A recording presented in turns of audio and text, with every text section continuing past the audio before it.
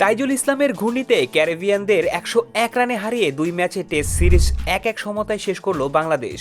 মিরাজ বাহিনীর দেওয়া ২৮৭ রানের লক্ষ্যে ব্যাট করতে নেমে ১৮৫ রানে গুটিয়ে যায় স্বাগতিকদের ইনিংস। এই জয়ে ১৫ বছর পর ওয়েস্ট ইন্ডিজে সাদা পোশাকের ক্রিকেটে জয়ের আক্ষেপ মিটল লাল সবুজের প্রতিনিধিদের।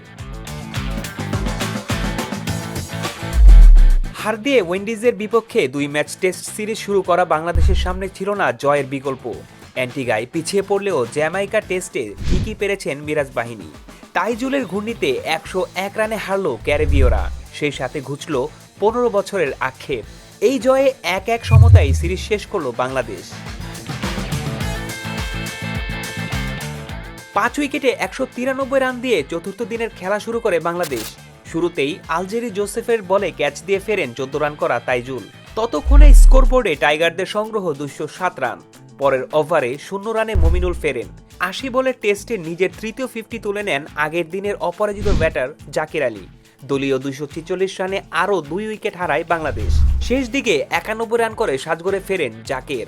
ইনিংস শেষ হয় ২৬৮ রানে। স্বাগতিকদের জন্য লক্ষ্যটা ছিল ২৬৯ রান। এই লক্ষ্যে ব্যাট করতে নেমে পঞ্চম ওভারে তাইজুলের স্পিনে প্রথম উইকেট হারায় ক্যারিবীয়রা। মাত্র ৬ রান করেই সাজঘরে ফেরেন লুইস। এরপর কাসিগার্টিকে ১৪ রানে আউট করে জয়ের স্বপ্ন দেখান তাসকিন। তবে কেভাম হজ ও ক্রেইগ ব্রাফেটের ব্যাটে ঘুরে দাঁড়ানোর চেষ্টা ছিল উইন্ডিজের। ৪৩ করা ব্রাফেটকে আউট করার পর অর্ধশতক করা হজকে সাজঘরে ফিরিয়ে বাংলাদেশকে ম্যাচে ফেরায় তাইজুল।